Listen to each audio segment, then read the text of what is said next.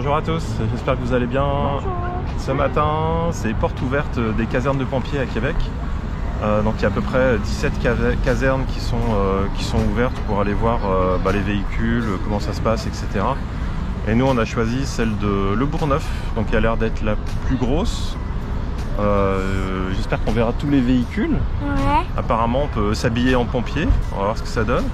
Puis on va surtout encourager les pompiers en ce moment, vu tous les incendies qui frappent le Québec et le Canada. Voilà, c'est un petit moment sympathique. Je ne sais pas si on voit la caserne qui est derrière nous là. Hop, on va aller voir tout ça. Allez, c'est parti. Un des véhicules d'urgence. J'ai jamais compris pourquoi ils écrivaient à l'envers. Ils sont nuls ou quoi? Ils savent pas coller les autocollants? Non, je plaisante, hein, c'est pour mieux les voir dans les rétroviseurs. Je sais pourquoi.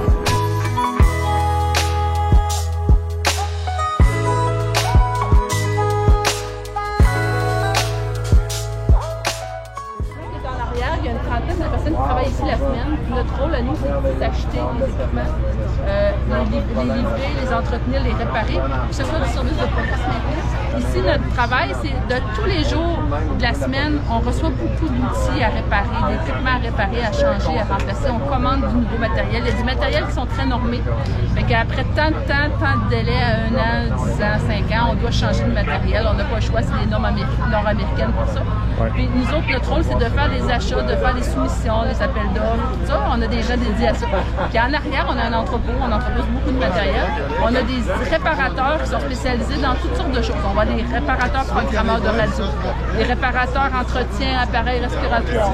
On a une fille qui s'occupe des habits de combat. Elle en a 900 à gérer, l'inspection annuelle, la réparation, elle envoie chez le fournisseur, elle envoie à coups de gros bac. Il faut qu'on leur prête d'autres habits pendant ce temps-là. Elle a une grosse gestion d'habits à faire. Nous autres aussi, notre rôle, c'est d'aller sur des interventions pour faire un ravitaillement en air et être prêt à toute éventualité. Si quelqu'un brise un casque, brise un appareil respiratoire, brise une partie faciale, il y a besoin d'un outil, il y a besoin d'une batterie, il y a besoin d'une lampe de poche de plus. Les gants sont mouillés, on a des gants secs. Cagoules mouillées, les pompiers mettent une cagoule sur leur casque. On a plein de cagoules propres qu'on a lavées, puis qu'on a pliées, puis qu'on les a toutes préparées. Puis on a 150 cylindres d'air dans notre camion. Si jamais on en manque, parce que les pompiers changent de bouteille à toutes les 30 minutes à peu près, ils viennent se relayer à tour de rôle les équipes. Il y a quelqu'un qui les gère, un chef logistique qui les gère. T'es assez longtemps dans le feu, viens chercher des bouteilles d'air ou ça sonne, il faut qu'ils viennent changer de bouteille d'air. On va changer leur bouteille d'air. Ça prend à peu près 5 secondes changer une bouteille d'air. C'est vraiment des quick connect qu'on appelle, c'est des connexions très rapides. Quand on a 2 panneaux de vide, on dit oh, peut-être qu'on va en manquer, puis là on s'informe. Est-ce que le feu est sous contrôle? Oui, il est sous contrôle. Ah, c'est bon, on va être capable de gérer avec le reste des 75 bouteilles qui nous restent. Mais si on voit que le feu n'est pas sous contrôle, puis qu'il augmente même en alarme, donc plus de pompiers, là, on va appeler du monde à la maison qui vont venir chercher des camions comme ça, avec d'autres bouteilles d'air dedans. Ils vont faire le relais entre les bouteilles vides. Ils vont apporter les bouteilles vides ici au quartier maire. En arrière, on a une station de remplissage. On va avoir un employé qui va faire juste remplir les bouteilles d'air. Aussitôt qu'ils sont pleines, on les remet dans le camion, on les retourne au feu et on va faire une rotation. Ça arrive pas souvent. Peut-être une fois par année, un gros incendie majeur. Sinon, à toutes les semaines, à tous les jours, il y a un début d'incendie quelque part à la ville. On est quand même. On est quand même. Oui, parce que ça peut être tout petit, mais les gens, ils nous appellent, puis on arrive, puis on l'éteint. Personne n'a rien vu, les journalistes ne savent pas. Fait qu'à tous les jours, on a un début d'incendie à quelque part, à peu près. Une prise électrique, un chaudron qui a été oublié sur une cuisinière, un mégot de cigarette dans un pot de fleurs. En arrière, on a plein d'outils, des haches, des gaffes, des hausses, des boyaux, des radios, des casques. On a plein d'outils, des scies, des lampes. Il faut être prêt à tout, quoi. Oui, c'est ça, toutes les éventualités. On transporte tout ce que vous pouvez imaginer. On l'a, des serviettes, des couvertures, des lave-glaces, de l'urée pour les camions diesel, parce que ça va prendre l'urée dans le diesel. De l'eau, du Gatorade, des masques, des gants, des fils. Maintenant, nous, ça fait depuis 1980 que c'est obligatoire les avertissements. C'est récent. En France, ça fait moins de 5 ans. Oui, c'est ça. Nous, c'est obligatoire depuis 1980. Puis les maisons sont maintenant électriques depuis je ne sais plus quelle année, je pense que c'est obligatoire depuis 2002, je crois, dans les maisons qui sont construites après tant d'années. Puis là, depuis 2017, ils obligent les gens que quand tu construis une maison neuve, après 2017, il faut que tu en mettes dans les chambres à coucher en plus. Parce que les gens dorment la porte fermée. Fait que si le début d'incendie avec ton cellulaire sur ta table de nuit, toute l'électricité qu'on utilise, ben, ça peut prendre en fait maintenant plus facilement dans les chambres à coucher comparativement avant. Fait que là maintenant, si vous achetez une maison neuve qui s'était construite en 2021, vous auriez peut-être 9 avertisseurs de fumée, je sais pas, un par chambre, vous avez 5 chambres, dans chaque corridor aussi. C'est correct parce que plus vite que le feu est détecté, plus vite vous allez sortir en sécurité, puis tout le monde de la famille. Si on attend, il est souvent trop tard, 3 minutes, puis la maison est pleine de fumée. Bah oui, c'est ça, ça va vite. Hein. Ouais, ça va vite. C'est vrai que les sorties de secours au Canada, c'est obligatoire. C'est obligatoire, mais pas si donc tu vis dans une résidence unifamiliale. Si tu as une chambre à coucher, tu es obligé d'avoir une fenêtre qui s'ouvre. Tu peux pas avoir un système de barrure ou de grillage qui ferait que pour empêcher les voleurs, tu n'as pas le droit. Ok, d'accord. Tu as une fenêtre qui s'ouvre assez grande pour pouvoir sortir si tu es pas capable de sortir. Dans chaque pièce? Chambre à coucher. Chambre à coucher. Pas le salon, pas la cuisine. La chambre à coucher, c'est obligatoire de pouvoir sortir par une fenêtre. Normalement, si tes avertisseurs de fumée ont sonné assez, tu devrais avoir le temps nécessaire pour sortir par la porte. Mais si jamais l'incendie est dans le corridor ou dans l'escalier parce que tu as des enfants, ben là, il faut quand même sortir par la fenêtre. Ça, c'est obligatoire. Mais si tu demeures dans un bloc, nous on appelle ça le bloc appartement, mais tu sais, des logements multiples, ben là, tu es obligé d'avoir 2 sorties. Quand tu sors de ton logement, tu as 2 issues dans l'opposé. Tu as un corridor qui s'en va à droite ou à gauche.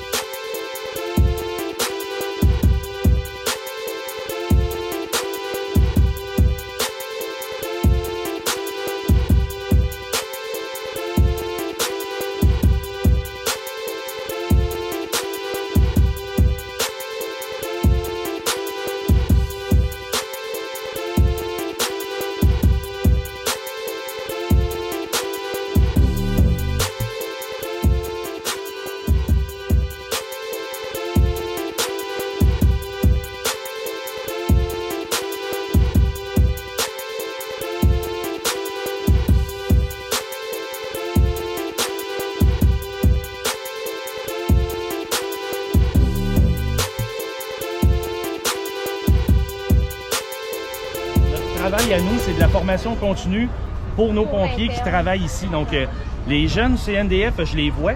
Mais quand ils viennent pour leur stage, ils ont une journée d'intégration. Puis après ça, on les envoie dans les casernes de la durée de leur stage. Mais moi, mon travail est principalement pour former tous les pompiers. Je suis un instructeur, on va dire, général. Parce que, type d'exemple, ici, c'est les matières dangereuses. La caserne 2 sur des Capucins, c'est l'homme araignée. Ensuite, il y a 3 casernes nautiques. Donc, ces casernes-là, ils ont des instructeurs dédiés.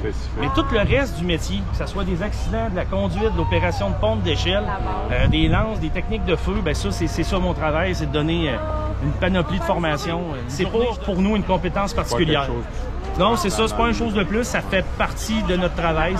C'est comme utiliser un impact pour un menuisier ou un électricien, n'importe quoi. Là. Les pinces, on en a depuis les années 80. On avait un kit à Québec. Éventuellement, on a eu 2.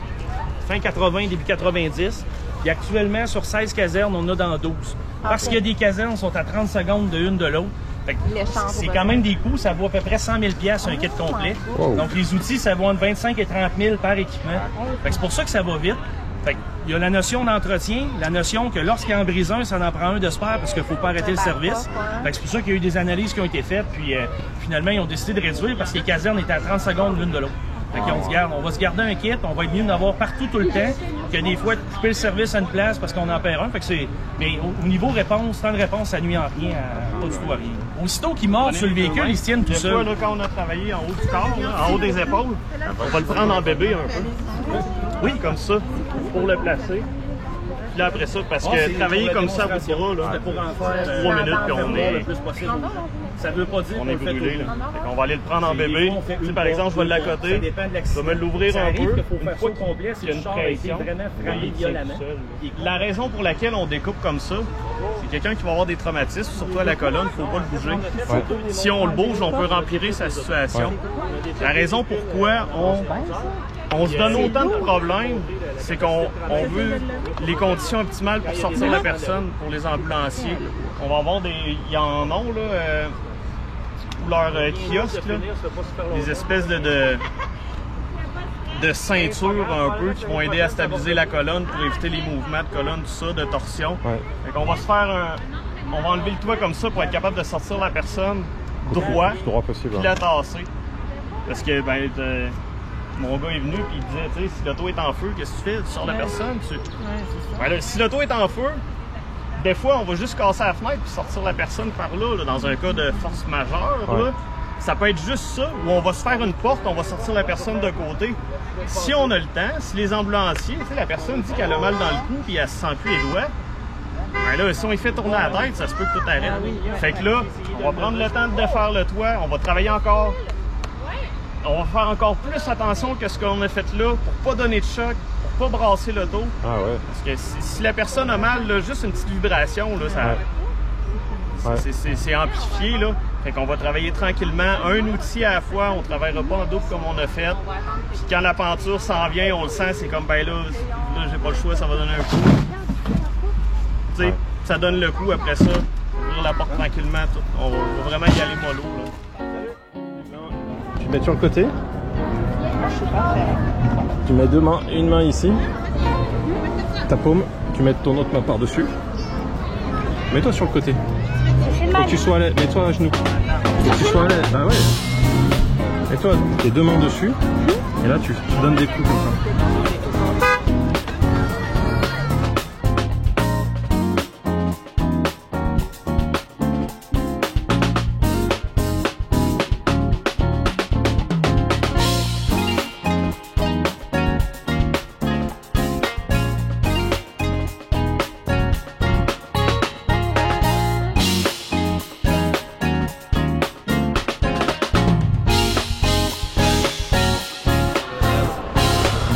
On peut voir.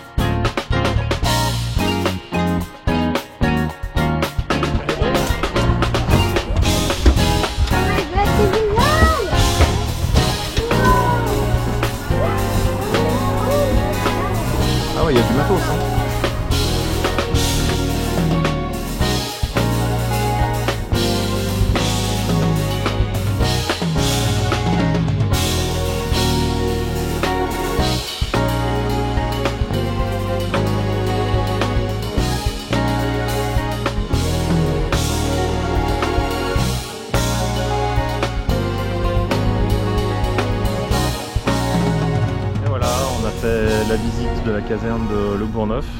C'était cool hein, comme Vraiment très cool. expérience. On a eu plein d'informations, plein de visites, d'essayages. Et aussi on a pris ça. Et On a petit- fabriqué, tu veux Fabriqué, dire. ouais. Ah non, oui. Bah, c'est cool, on a fait. pu monter dans les camions, on a pu discuter avec les pompiers, On se posait plein de questions. poser plein de questions, ouais. T'as fait de la lance à incendie aussi? J'ai aussi mis des Un pantalon et un masque et un casque et un casque, ouais. et des bottes aussi Et des bottes et des gants. et des gants. Bon, la panoplie. Ah non, t'as pas mis la veste. Ouais. Donc, presque la panoplie complète. Ouais. Bon, en tout cas, c'était cool, cette petite porte ouverte. Je sais pas s'il y en a plusieurs dans l'année, mais en tout cas, guettez si vous voulez le faire l'année prochaine. Donc là, on est le 9 ou 10 juin, je sais plus. Le 10. Ok, on est le 10. C'était une bonne petite activité. Puis qu'est-ce qu'on peut dire d'autre? On a faim. Ok, on va aller manger alors. On Allez, va aller manger des wraps. Ah oui. Des wraps au poisson. des wraps aux poissons. Ok. Au poisson pané. Allez, à bientôt. Salut.